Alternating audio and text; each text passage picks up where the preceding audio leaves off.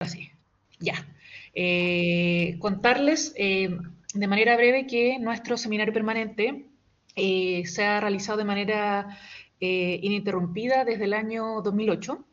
No partió nuestra universidad, pero ya el año siguiente comenzaron las conversaciones para que se incluyera dentro de lo que es el centro de estudios que se inauguró aquí en la universidad. Después ya llevamos muchos años en esto.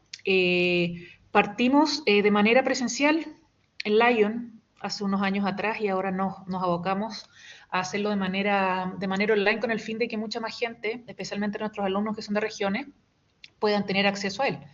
De esta manera, lo que pretendemos nosotros como SEMPER es ser un espacio académico mensual de manera gratuita, donde nosotros podamos exponer junto a medievalistas y a la comunidad académica las investigaciones que se están desarrollando recientemente en relación a temas medievales, independiente de la disciplina, porque nosotros abocamos también a un conocimiento multidisciplinario. Y este año principalmente el seminario permanente está dedicado a la figura de Santo Tomás de Aquino, y en esta segunda versión nos va a acompañar nuestro profesor de bachillerato y también de la licenciatura en filosofía, Mauricio Nordes Morales, que además de estar preparando esta presentación con nosotros, es un profe que lleva mucho tiempo trabajando con nosotros, desde que se creó incluso antes de entrar a la licenciatura, él trabaja con nosotros en formación identitaria. Y ahí empezó su carrera ya en nuestra universidad y después de hartos años ya tenemos el gusto de decir que tenemos un libro con él.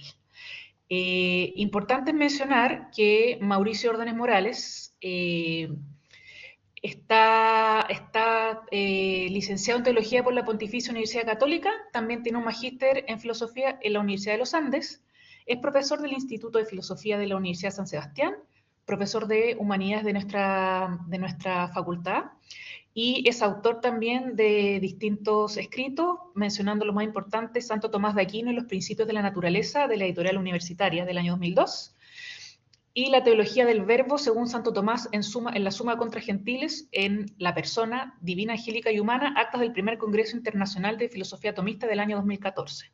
También ha escrito en nuestra revista de estudios medievales, El conocimiento y verdad según Santo Tomás de Aquino, y recientemente, como les comentaba, publicó junto a la colección Cuestiones Perennes de la Escuela de Filosofía, perdón, de la carrera de Filosofía en nuestra escuela, el libro sobre la unión del verbo encarnado, en el cual yo les compartí el mail, perdón, el link para que puedan ver la presentación en nuestro canal de YouTube.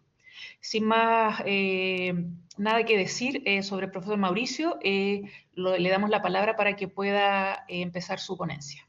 Profesor. Muchas gracias por la invitación, muchas gracias al público que está haciendo.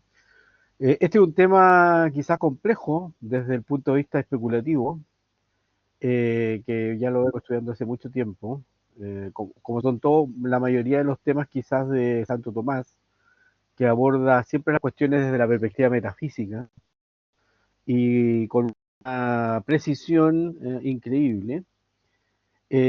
Yo pusimos el título de la gramática cristológica en Santo Tomás porque se refiere, quiero referirme un poco al lenguaje eh, teológico, filosófico teológico que él usa para expresar este misterio de la encarnación del verbo.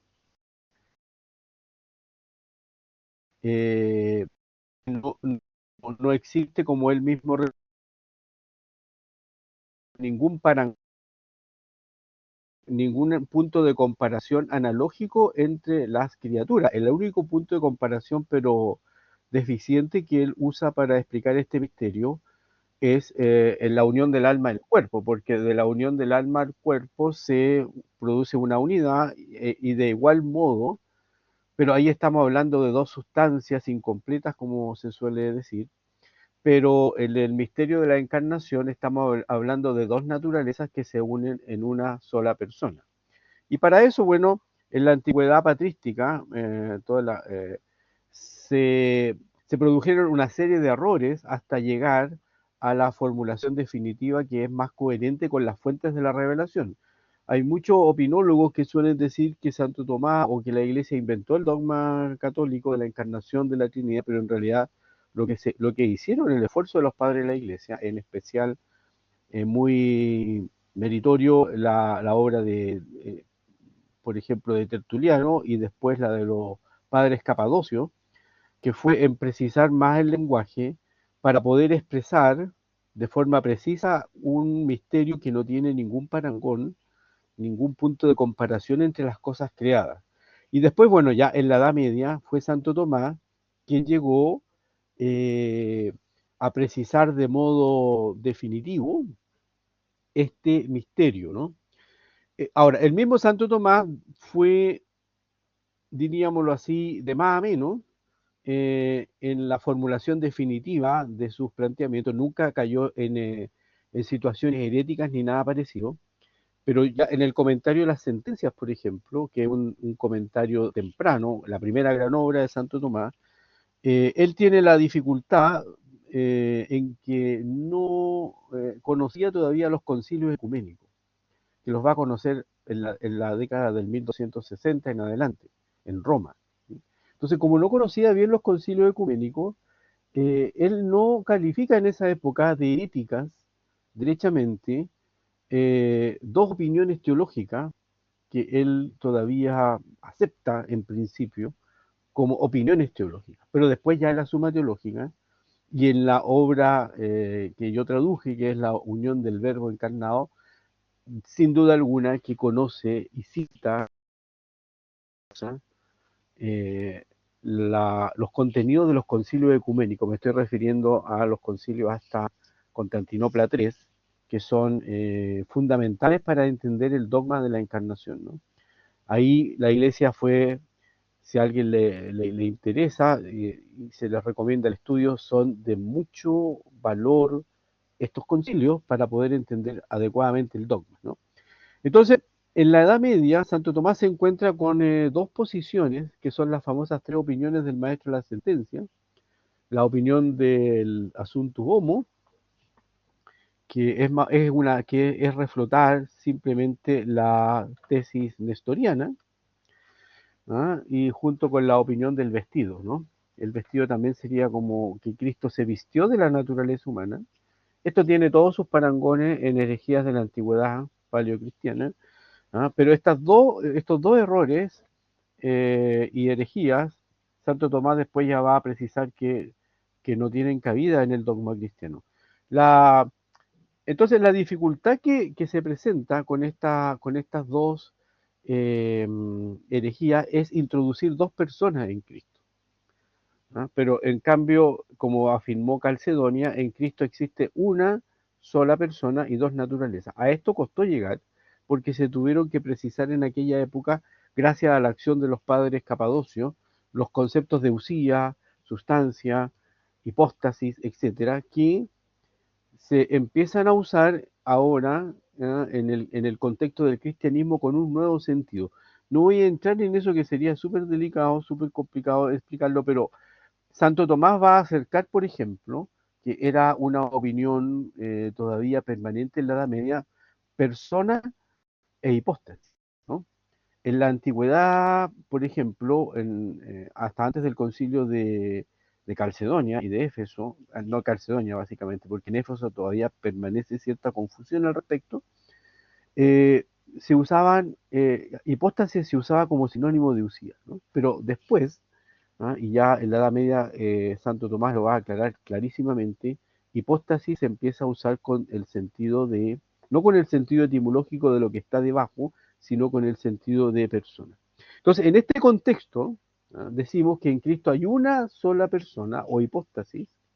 De hecho, el artículo 2 de la Suma Teológica y el 2 también de la cuestión disputada de unión y verbo incarnati resuelve esta solución, identificando los conceptos de persona e hipóstasis para designar que en Cristo existe un solo subsistente, pero que tiene dos naturalezas.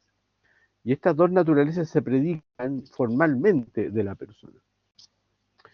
Eh, entonces, lo que voy a exponer hoy día es básicamente que a esta realidad ontológica de que en Cristo hay una sola persona con dos naturalezas, se corresponde una forma de predicación, de predicación en el orden lingüístico.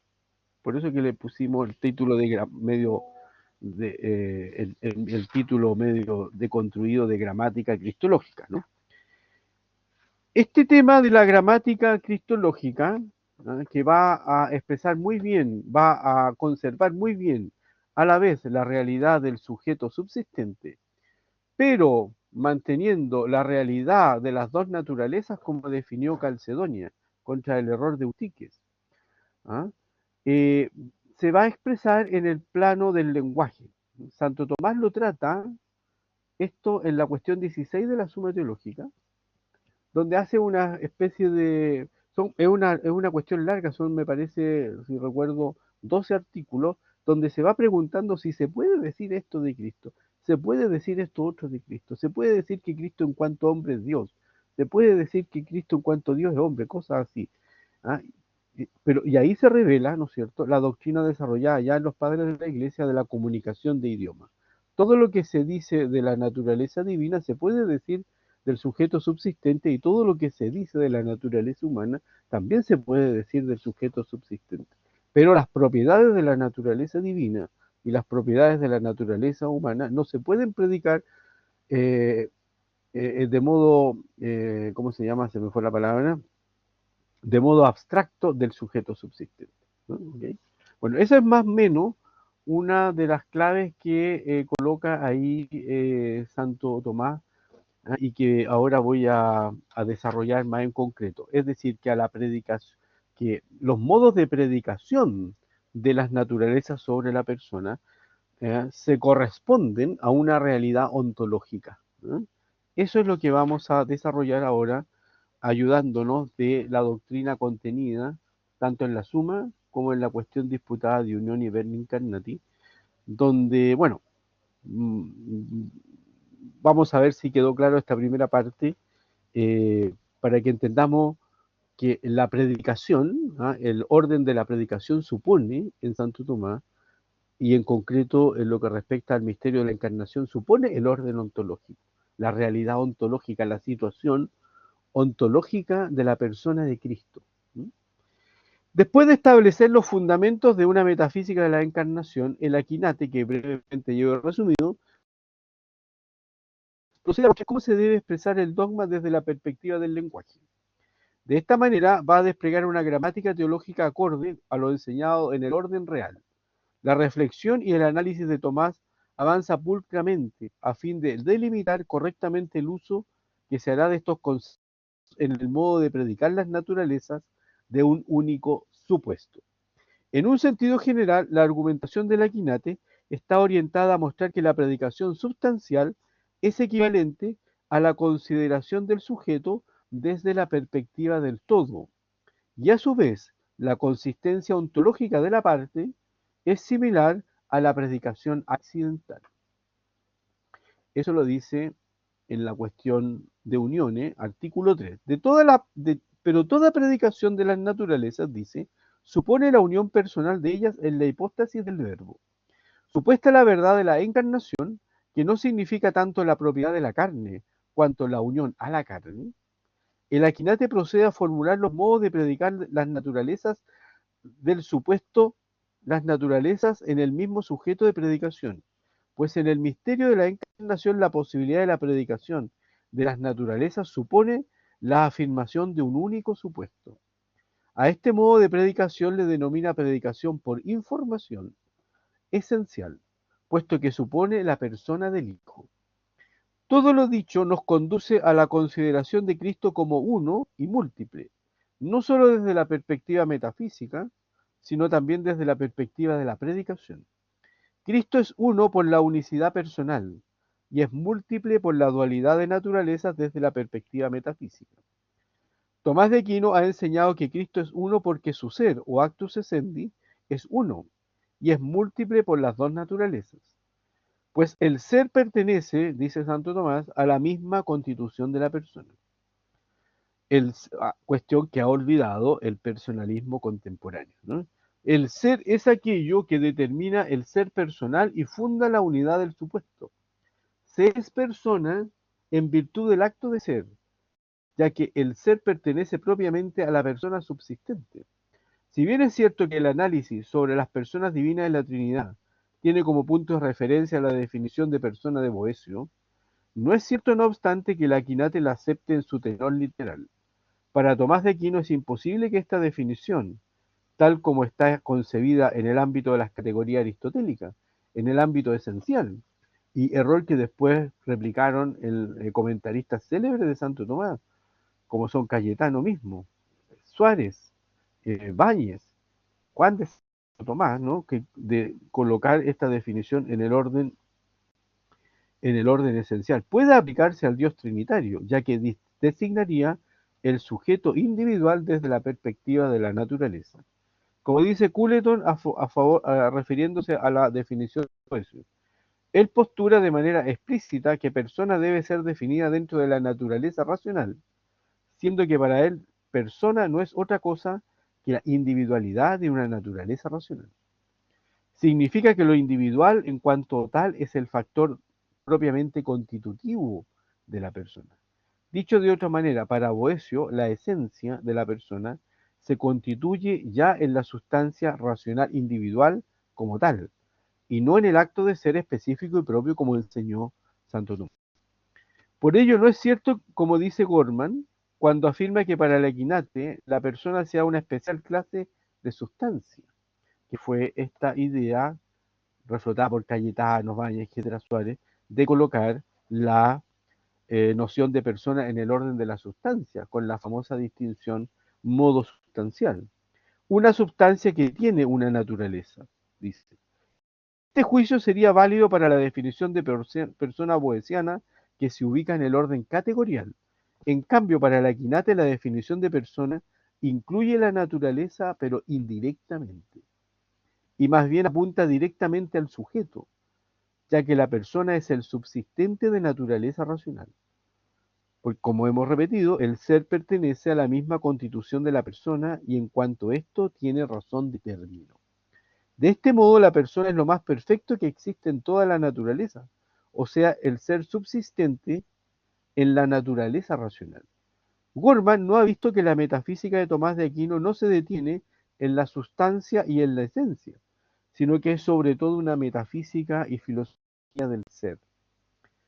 Desde la perspectiva de la perfección entitativa de la persona, Santo Tomás ha afirmado rotundamente a lo largo de todo su magisterio que en Cristo hay una persona y un acto de ser, ya que hay solo un ser por el cual el verbo es persona. Pues si en Cristo no se afirmase un ser, sino dos, se tendría que producir la unión de forma accidental y estaríamos en el error del asuntus homo, en el error del nestorianismo, en la teoría del vestido. Si las naturalezas, porque las naturalezas estarían unidas no personal ni hipostáticamente, sino solo accidentalmente.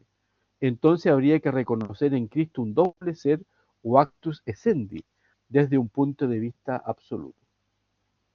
Así pues, dado que la naturaleza humana está unida al Hijo de Dios hipostática o personalmente, y no de manera accidental, se sigue que por medio de la naturaleza humana no le sobreviene al verbo un nuevo ser personal, sino una nueva relación de su ser personal preexistente con la naturaleza humana. De modo que afirmemos que su persona subsiste no solo en cuanto a la naturaleza divina, sino también en cuanto a la naturaleza humana. Al modo de existir real de los entes le sigue en el orden de la razón los modos de predicación que expresan modos de ser. Desde estos modos de ser metafísico, Tomás va a fundar la unidad del supuesto subsistente, la comunicación de idiomas, por la cual las propiedades de ambas naturalezas se predican de un único sujeto. Por ello, el Aquinate acepta que de Cristo se pueda predicar la multiplicidad, aunque no de modo absoluto, sino secundum quid, pues dice que todo lo que pertenece a la dignidad personal es necesariamente uno, desde el punto de vista absoluto, pero como posee dos naturalezas es múltiple secundum quid. Así, de este modo, Sócrates es uno en cuanto que es un supuesto y múltiple en cuanto que es albo y músico. El Aquinate aclara que cuando de Cristo se dice que es dos desde la dualidad de naturalezas, entonces se trata de una expresión material, pues Cristo es absolutamente uno desde la perspectiva del ser personal. Pero hay que considerar, dice Santo Tomás, que de estos algo se dice absolutamente y algo accidentalmente. Hay que saber que absoluta y propiamente se dice algo ser tal a lo que es por sí mismo tal. Se dice algo ser por sí mismo tal a lo que es según el todo, más que a lo que es según la parte, porque la parte no es absolutamente el mismo todo, pues el mismo, aunque sea recíproco, es relativo de identidad. Y por eso lo que conviene a alguno según el todo, más le conviene absolutamente que lo que le conviene según la parte. De aquí que si a algo le sea natural convenirle según el todo y la parte, si le conviene solo según la parte, se dice que le conviene accidentalmente y no absolutamente. Como si se dice del etíope, que es blanco porque tiene los dientes blancos. Salvada la ironía, ¿no? Para el Aquinate, la predicación de las naturalezas en un único supuesto supone excluir, en primer lugar, a aquellos que ignoraron la realidad de la humanidad de Cristo, como fue el caso de los maniqueos, de Marción, etcétera, Fotino, una serie de autores de la antigüedad, que él repasa muy pedagógicamente en el libro cuarto de la Suma contra Gentiles y en la cuestión 2 de la Suma Teológica, ¿no? Ahí están todos los que negaron alguna verdad de fe, ¿no? Y parte por aquellos que niegan la humanidad de Cristo, ¿no? La corporalidad de Cristo, ya que los maniqueos consideran la materia como mala, lo corporal como malo. Dios no pudo haberse unido, ¿no?, a algo malo, ya que si en Cristo no hay verdadera naturaleza humana, no se puede predicar del supuesto, como igualmente la herejía de Fotino, que niega la divinidad del supuesto del verbo, pero sobre todo la herejía nestoriana, que introdujo dos personas. La herejía nestoriana, nada en el concilio de Éfeso, Nestorio, patriarca de Constantinopla, decía que en Cristo habían dos personas porque hipostasiaba las naturalezas. Para él era imposible que María fuese la creadora, por decirlo así, de la naturaleza divina. No podía entender que en Cristo hubiera una persona y dos naturalezas, ¿no? Bueno, todo ese tema, si después me lo preguntan, es bien interesante de explicar todos los equívocos que se produjeron y cómo se llegó a una definición plenamente ortodoxa, ¿no? Pero quedémonos con que en Nestorio hay dos personas, ¿ah? Entonces, ¿por qué? Porque María no puede ser la madre de Dios. Y todo este escándalo nestoriano, los que han leído algo saben que partió por la predicación del patriarca Nestorio, ¿no?, del patriarca Nestorio en la basílica, donde dijo que María no era la madre de Dios, ¿no?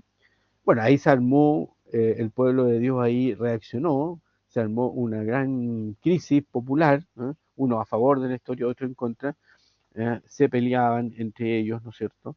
Eh, qué sé yo, cuando se encontraban en la calle, en el mercado, se peleaban en la playa, qué sé yo, uno a favor, porque estas cosas dividieron a, a aquella época, ¿no?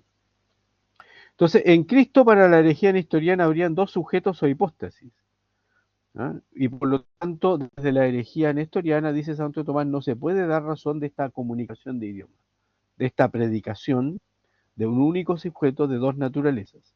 La afirmación nestoriana conduce a la distribución en dos sujetos de la predicación de las naturalezas, como lo advirtió el concilio de Éfeso, siguiendo la doctrina de San Cirilo. Nestorio solo puede admitir la predicación de la naturaleza en cuanto que entre las naturalezas se plantea una unidad moral o una unidad de dignidad o de autoridad. Todo esto lo desarrolla Santo Tomás de forma muy pedagógica en la cuestión, artículo 1 y 2 de la cuestión disputada de uniones, ¿no? Pero en ningún caso es una unidad real en la persona del verbo. Es idéntico error, en idéntico error inciden a quienes admiten una persona pero dos hipóstasis. Por eso que Santo Tomás en la Edad Media se preocupa de identificar persona con hipóstasis. Si Nestorio afirmó que Dios es hombre, fue solo por la unidad de dignidad, porque no es posible que cuando se afirman dos supuestos se pueda predicar con propiedad las naturalezas de un mismo sujeto, sino solo metafóricamente, como si se dijese que Pedro y Juan por la semejanza entre ellos. Por eso, dando por supuesto, de acuerdo con la verdad de la fe católica, que la verdadera naturaleza divina se unió con una naturaleza verdaderamente humana, no solo en la persona, sino también en el supuesto o hipóstasis, afirmamos que la proposición Dios es hombre es verdadera y propia, no solamente porque los términos son verdaderos, a saber, porque Cristo es verdadero Dios y verdadero hombre, sino porque también la predicación es verdadera. Efectivamente, el nombre que significa una naturaleza común en concreto se puede designar cualquiera de los supuestos incluidos en la naturaleza común, así como la palabra hombre puede designar a cualquier hombre particular. Y de esta manera la palabra Dios, en virtud del mismo modo de significación, puede designar a la persona del Hijo de Dios, como se demostró en la primera parte de la Suma Teológica. Ahora bien, de todo supuesto de una naturaleza puede predicarse verdadera y propiamente el nombre que designa a tal naturaleza en concreto, como se predica la palabra hombre verdadera y propiamente de Sócrates y de Platón. Luego, por ser la persona del Hijo de Dios significada por el nombre Dios, la palabra hombre puede predicarse verdadera y propiamente del nombre Dios, en cuanto que tal nombre significa la persona. Suma Teológica, cuestión, tercia par, cuestión 16, artículo 1. En virtud de un único supuesto, lo que se predica de él se dice por modo de todo. En cambio, la naturaleza se predica del sujeto como su parte formal, ¿ah? Entendiendo que no hay parte, sino que parte se toma en sentido figurado. De este modo, lo uno y lo múltiple se pueden predicar de distinto modo al supuesto y a la naturaleza. Pero en el caso de Cristo, que es un supuesto en dos naturalezas, entonces se dirá de él que es uno absolutamente y múltiple en virtud de las naturalezas. Si Tomás de Aquino ha enseñado que el ser pertenece en propiedad a la persona, también ha dicho que el ser pertenece a la naturaleza, porque el ser pertenece a la naturaleza como aquello por lo cual algo es aquello en virtud de lo cual cada ente tiene su complemento específico, dice en la tercia pars, cuestión 17, artículo 2, respuesta a la primera objeción. Si no hubiera un ser subyacente a la misma naturaleza, no se podría establecer el modo de predicación dual, que tenga como término un solo supuesto subsistente.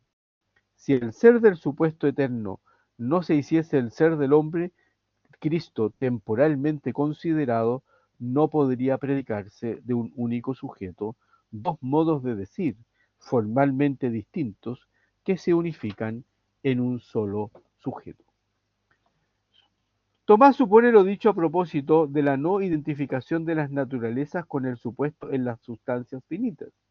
Por esto añade que como en las sustancias finitas no se identifican el supuesto y la naturaleza, solo en Dios, entonces las naturalezas en abstracto no se pueden predicar del supuesto del verbo, ya que la humanidad se significa como parte formal.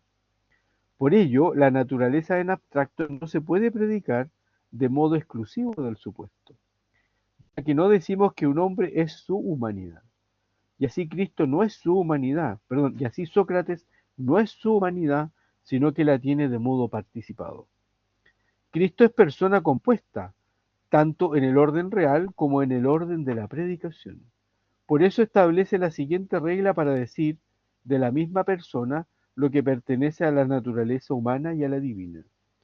Lo que es propio de la naturaleza no puede decirse de la otra en abstracto, pero sí se puede usar indiferentemente los nombres concretos para una u otra naturaleza, pero no los nombres abstractos para atribuirlos a un mismo sujeto. Dice Santo Tomás, lo que pertenece a la naturaleza divina se predica de la naturaleza humana, no en cuanto que pertenece esencialmente a la naturaleza divina, sino que en cuanto es participado por la naturaleza humana. Por eso lo que no puede ser participado por la naturaleza humana, por ejemplo, el ser increado u omnipotente, de ninguna manera puede predicarse de tal naturaleza. Y así se salva la duda que tenía Nestorio, ¿no? Ahora bien, la naturaleza divina no recibe nada de la humana a modo de participación y por lo tanto de ningún modo puede predicarse de ella lo que es propio de la naturaleza humana. La razón que asigna el Aquinate para negar que las naturalezas se puedan predicar en abstractos la una de la otra está en que las naturalezas representan formalidades diferentes, puesto que lo que se dice de la naturaleza humana no le compete esencialmente a la divina. En cambio, los nombres concretos, como designan los supuestos de la naturaleza, se pueden predicar indiferente e intercambiablemente en lo que corresponde a sus naturalezas, ya que cualquier nombre que designe una naturaleza común en concreto puede designar a cualquier sujeto o supuesto perteneciente a tal naturaleza. Cuando se dice Dios es hombre, la expresión Dios supone la persona del Hijo y significa la divinidad, pues la proposición no se verifica por razón de lo significado, sino por razón del supuesto. Y como el supuesto es subsistente en la naturaleza humana, esta expresión hombre se predica por sí misma de ella, y según que es verdadera es predicación por sí misma, igual como esta, Pedro es hombre. De aquí que no se concluye que puedan ser predicados de todos en los cuales está la forma significada por este nombre Dios, porque no es una expresión por sí misma por parte de la forma significada, sino por parte del supuesto. Y esto es algo singularísimo en esta materia, porque nunca se encontró que un supuesto esencialmente subsistan dos naturalezas. Y por eso no puede decirse que sea una predicación accidental, como decir que este hombre es blanco, ya que lo blanco solo significa la cualidad, puesto que el nombre significa lo uno, pues de la blancura y su sujeto no se hace lo uno absolutamente, pues este nombre blanco se une a su sujeto de manera extrínseca. Ahora bien, la expresión Dios incluye el supuesto de la naturaleza divina, que es el mismo de la naturaleza humana, no extrínsecamente, sino como incluido en la significación de este nombre hombre. Y por ello esta expresión Dios es, es hombre, no es accidental, sino que se considera como similar con aquellas expresiones que son accidentales, en cuanto que el predicado no iniere en un sujeto por razón de la forma importada por el sujeto. Entonces la expresión Dios es hombre no es accidental, porque se atribuye al mismo supuesto o sujeto subsistente. En el misterio de la encarnación, naturalezas que representan formalidades diversas y son máximamente diferentes, no obstante, comunican en la persona del Verbo, como en su materia natural no remota. Pero a diferencia de los predicados blanco y músico, dicho del sujeto Sócrates, estos son predicados accidentales, pero en el caso de la encarnación las naturalezas están en el mismo sujeto como predicados esenciales de ella. Por eso todo lo que pertenece a la humanidad de Cristo le pertenece al sujeto, a la hipóstasis del Verbo. Y cuando se dice hombre, cuando se dice, por eso cuando se dice Dios es hombre, se dice sujeto Cristo como materia natural. Y cuando se dice hombre de Dios, se dice esencialmente, y no per accidens, o sea, se predica de su propia hipóstasis, ya que es la hipóstasis de la naturaleza humana. Cuando formas diversas no pueden coexistir en un mismo supuesto, entonces es necesario que la proposición se fije en una materia remota, cuyo sujeto designa una de las formas y el predicado la otra. Pero cuando dos formas pueden darse en un mismo sujeto, la materia no es remota, sino natural o contingente, como cuando digo, el blanco es músico. Ahora bien, la naturaleza divina y la naturaleza humana, aunque sean infinitamente distantes, coexisten en virtud del misterio de la encarnación en un único supuesto, en el que ninguna de las dos se encuentra de manera accidental, sino per se. Y por eso la proposición Dios es hombre no se asienta en una materia remota, ni contingente, sino en una materia natural. Y la palabra hombre se predica de Dios no de modo accidental, sino por sí misma, como de su hipóstasis, y no por razón de la forma significada por la palabra Dios, sino por razón del supuesto, que es la hipóstasis de la naturaleza humana.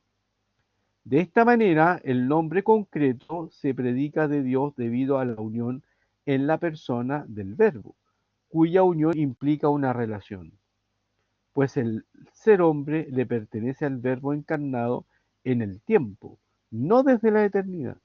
Por eso se dice persona del Hijo como subsistiendo en la naturaleza humana. Dios se hizo hombre en cuanto que se unió a la naturaleza humana personalmente.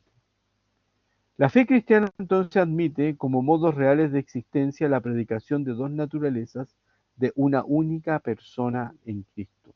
Por lo mismo, el Aquinnate rechaza como contrarias a esta verdad no solo la unión de las naturalezas, la unión en las naturalezas, sino también la unión meramente accidental de las naturalezas que plantea Nestorio. La herejía nestoriana que admite dos personas o supuestos en Cristo hace imposible la predicación de las naturalezas de un solo supuesto, pero la fe cristiana admite y mantiene que Cristo es a la vez Dios y hombre, desde la perspectiva metafísica y desde la perspectiva de la predicación. Dios por su naturaleza divina, ¿ah? Dios es por su naturaleza divina y hombre por su naturaleza humana, y ambas subsisten en un único supuesto, puesto que lo que se dice de Cristo, bien sea referido a la naturaleza humana como la divina, se puede predicar tanto de Dios como del hombre por la unidad del sujeto. Bien, eso es lo que tenía que exponer. Ahora podemos pasar a las preguntas. ¿Fue algo de... Sí, muchas gracias Mauricio, muy interesante el tema y da harto para pensar también. Sí, pues da harto para pensar y para Sí, profundizar en los conceptos de metafísico. y no es Que eso es fácil. lo interesante, ¿no? No es fácil. Sí, Hay que darle mucha vuelta. ¿alguna mano levantada, además A de ver, después que Sebastián Buceta va a hablar? no, Vamos a partir por Sebastián Díaz, después Jorge Martínez y después Sebastián Buceta. Hola, buenas, profesor. hola, hola. Yo quería preguntarle algo porque a veces he escuchado a algunas personas, o sea, me refiero a personas no creyentes como tal, objetar respecto a, como usted señalaba, la hipóstasis de la persona de Cristo en su naturaleza divina y en su naturaleza humana, diciendo de que muchas veces esto podría como romper el principio de no contradicción, de que Ya. una misma cosa sea, o sea, se entiende el punto de que tenga dos, en ese caso, dos naturalezas, de que sea algo divino y algo humano.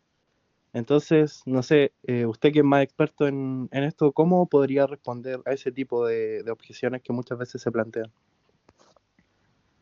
Gracias por la pregunta. Bueno, habría que distinguir el plano del misterio revelado, de la realidad de el misterio de la encarnación como está en las fuentes de la revelación, en concreto en la Sagrada Escritura, y después cómo lo fueron entendiendo los padres de la Iglesia, ¿no?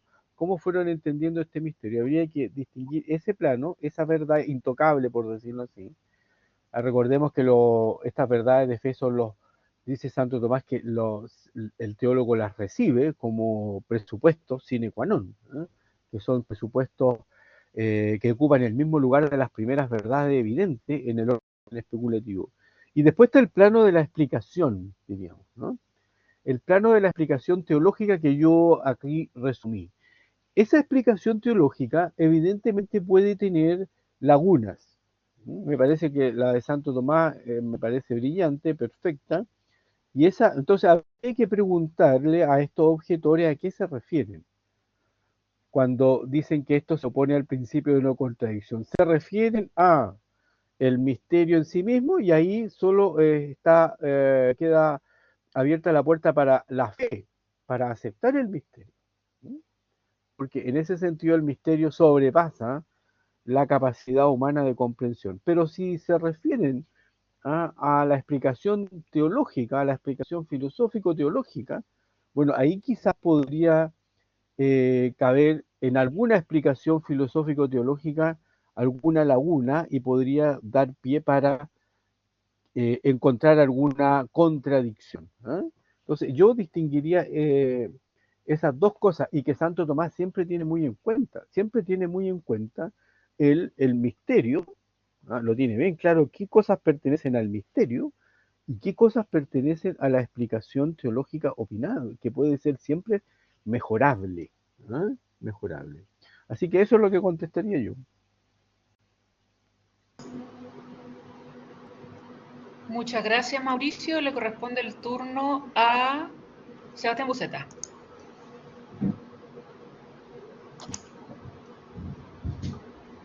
Hola Mauricio, ¿cómo estáis? Hola, hola. Bien, gracias. Qué bueno. Oye, mira, aquí estoy, aquí estamos, ¿no? ¿Se ve o no? Sí, ahí está. Sí, sí, sí. Eh, no, lo que pasa es que yo solamente por un tema de las personas que están conectadas, me parecería Ya. interesante de alguna forma, primero, que tú pudieras comentar cómo este tema que tú acabas de decir se vincula con tu libro recientemente publicado por la escuela y qué aporte entrega el libro en relación a lo que expusiste hoy día. Bueno, larga pregunta, pero a ver, digamos solo algunas cosas. El libro que yo hice fue una traducción de una cuestión disputada de Santo Tomás de Aquino que se cree que se disputó hacia 1272. Él muere en 1274, ¿no? Cuando estaba ya redactando la tercia parte de la Suma Teológica, que es donde trata de la Cristología. En el libro, que es una cuestión disputada en cinco artículos, Santo Tomás ofrece una síntesis inmejorable del misterio revelado, pero, como lo comentamos en su momento, introduce alguna conceptualización que ha costado entender. Entonces, lo que yo destacaría de esta obra es que con esa conceptualización que Santo Tomás entregó, eh, porque él habla de dos seres, no desde el punto de vista principal, sino desde el punto de vista secundario. Él habla y dice en el artículo 4 de la cuestión disputada, dice que en Cristo habrían dos seres, uno principal y otro secundario. Entonces, en definitiva, la introducción que yo hice, traté de explicar cómo se debe entender correctamente esto, porque han habido muchos que han partido de la perspectiva de que esto no puede entenderse, de que esto no es de Santo Tomás, que cómo pudo haberlo escrito, que entre ellos está Cayetano, Bañez y muchos modernos, ¿no? El padre Cuervo, etcétera, ¿no? Y muchos otros más comentaristas, sobre todo en el ámbito anglosajón, que han tratado de pensar cómo entender este asunto. Bueno, la solución mía fue ofrecerla desde la perspectiva de los mismos textos de Santo Tomás, porque en la misma Suma Teológica, y sobre todo en la Contra Gentiles, encontramos que hay textos que se parecen bastante a esta fórmula, que apuntan, porque esta fórmula apunta, a mi juicio, a revalorizar, a darle una consistencia a la naturaleza humana de Cristo, ¿no? Por ejemplo, dice, me parece que en el artículo 4 mismo dice que la naturaleza humana en algo sustantifica a la naturaleza divina. Claro, porque desde la perspectiva de la fe, Cristo está hoy día resucitado en el cielo con su cuerpo y con su alma, con su humanidad. Y en ese sentido, y hay muchos escritores místicos, papas, en encíclicas que han destacado que la naturaleza humana algo aportó ahora a la divinidad, ¿no? Entonces, en ese sentido, a mí tendríamos que explicarlo con más detenimiento quizás, pero me parece a mí que con esta expresión Santo Tomás está revalorizando la consistencia ontológica de la humanidad de Cristo, que no es un accidente, ¿ah? Sino que pertenece hipostáticamente y para eso usa la expresión ser secundario, que repito que en varias otras obras no existe esa expresión, pero existen afirmaciones muy similares,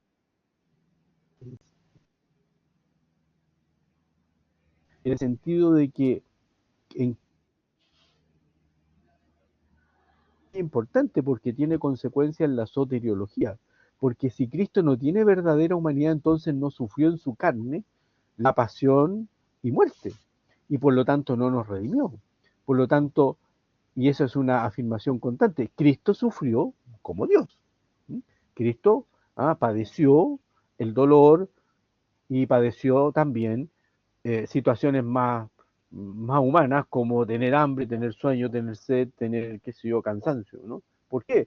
Porque le pertenece real y verdaderamente la humanidad de Cristo, ¿no? Su humanidad es su humanidad y a través de ella Cristo ejerció la redención de los hombres.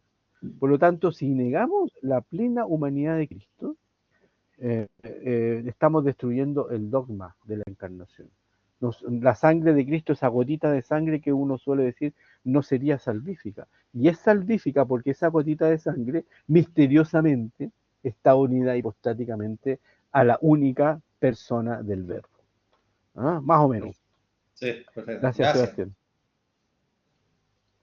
Es el turno de profesor Jorge Martínez, que tenía levantada la mano antes. Después Clemente, después yo.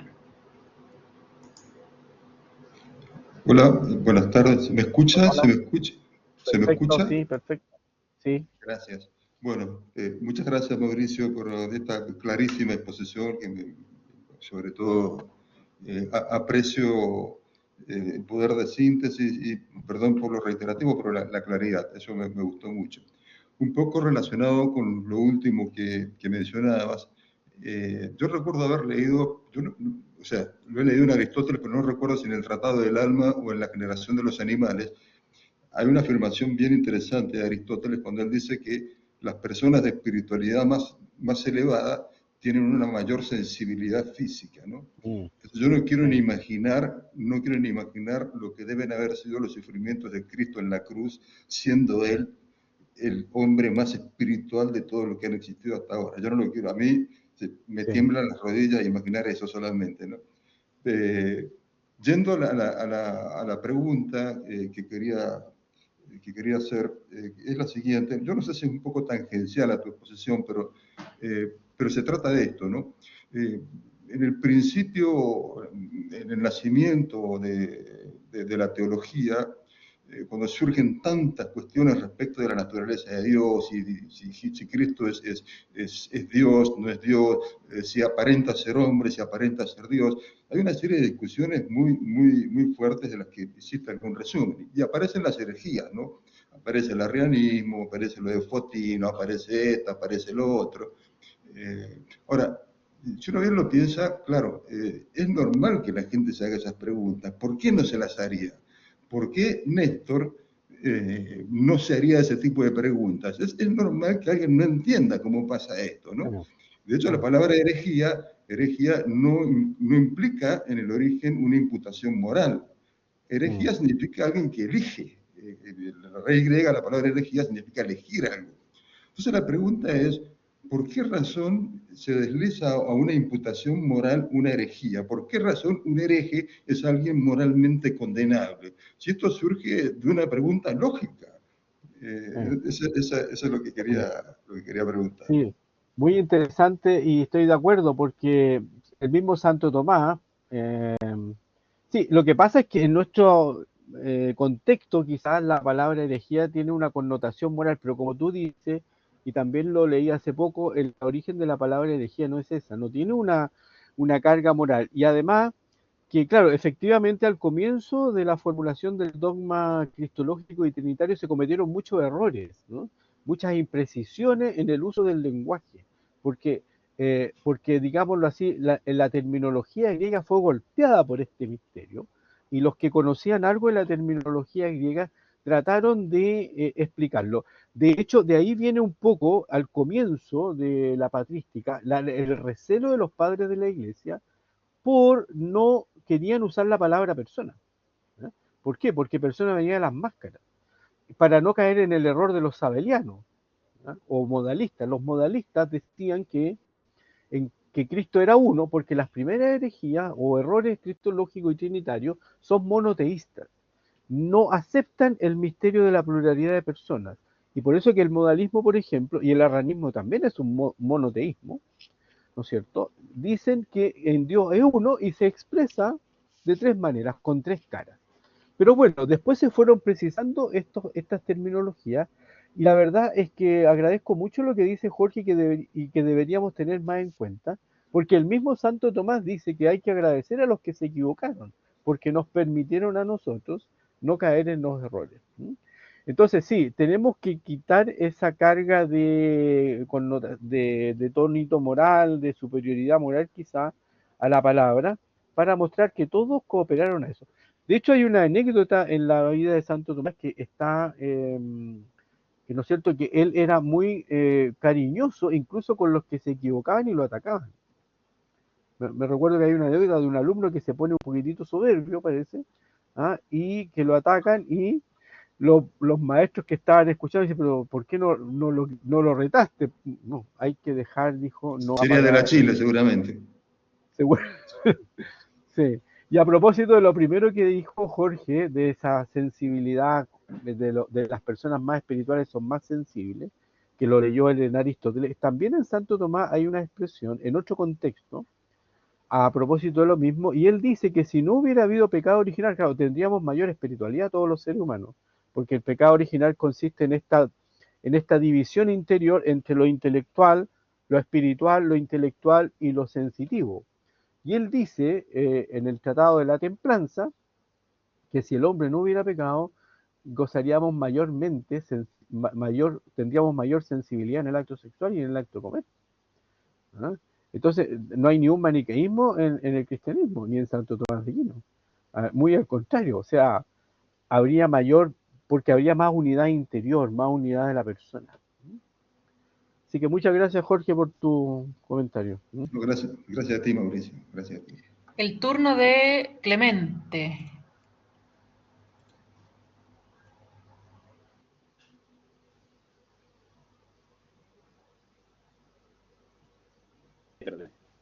Ahí sí, Ahí se está. está. Sí, sí, se escucha. Estaba aprendiendo y no. Sí, muchas gracias por la exposición, Mauricio, súper interesante. Oye, tenía más una duda sobre si podíamos poder funcionar un poco en esto que comentaste contra Gorman o contra esta interpretación que asocias como No. Cayetana. Si no me estoy dando, tú criticarías la idea de que se es persona por ser un determinado tipo de sustancia o que la persona es una clase de Claro, sustancia.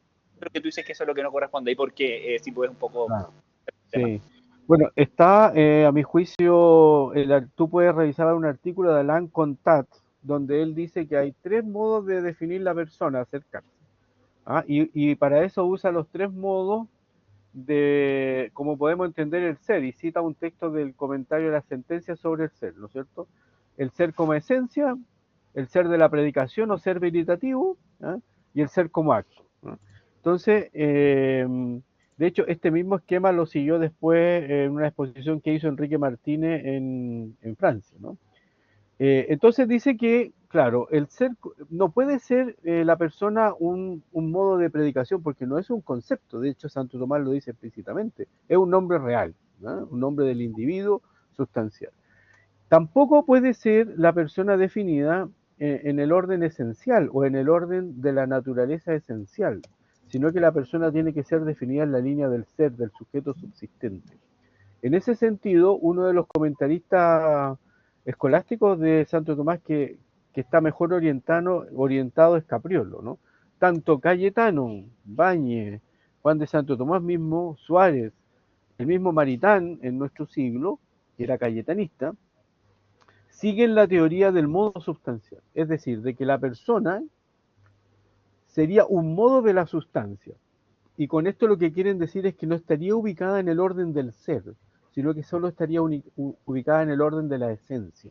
Y en esto, Michael Gorman, que tiene unos tratados de un escrito de Trinidad, bueno, tiene unas distinciones bien especiales, pero va en la misma línea.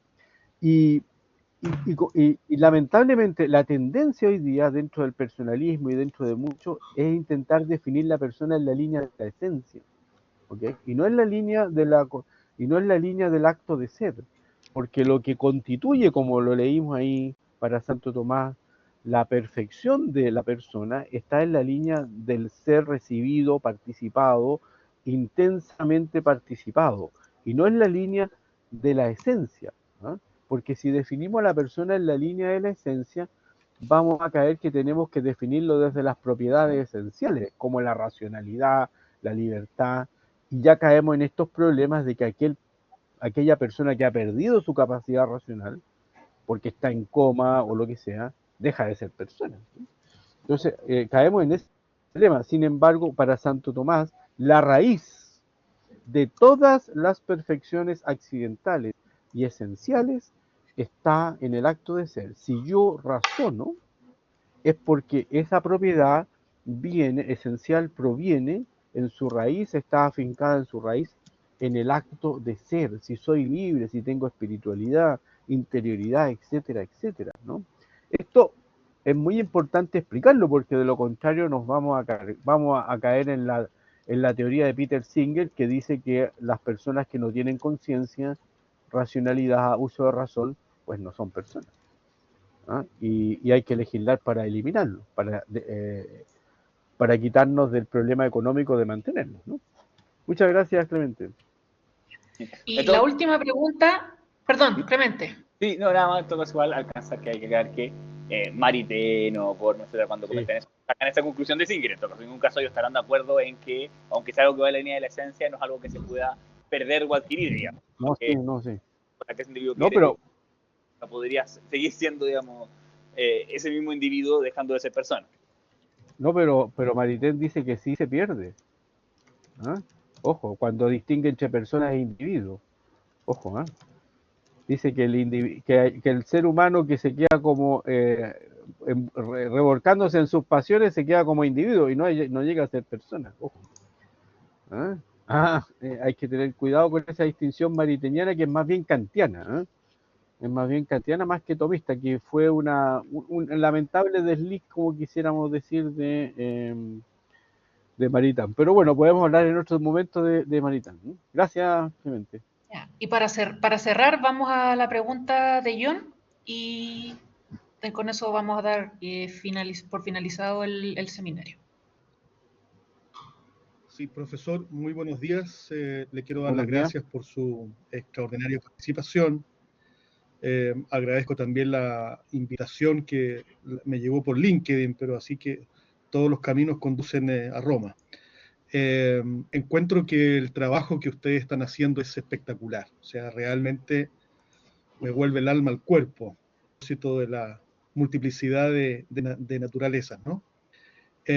Yo solo quisiera, profesor, felicitar el trabajo que hace la Universidad Gabriela Mistral, que hace este Centro de Estudios Medievales y otros más. Yo me voy a empezar a acercar con ustedes. Yo soy abogado, ¿no? Nadie es perfecto y me he especializado en otras cosas, pero su exposición tiene un sustrato que yo lo quisiera rescatar. Hay un sentido más profundo y racional en lo que usted sostiene, gracias al buen aporte genial de Santo Tomás, que es un camino de esperanza, porque en un mundo que está tan complicado, tan denostada la dignidad de la persona humana, tan mirada en menos la persona humana, se hace mucha gárgara con los derechos humanos, pero la verdad es que de derechos humanos tiene poco, ¿no? Hoy día se asesina, se elimina en nombre de los derechos humanos. Sin embargo, no son los derechos humanos esos los que realmente son los que emanan de nuestra propia naturaleza, ¿no?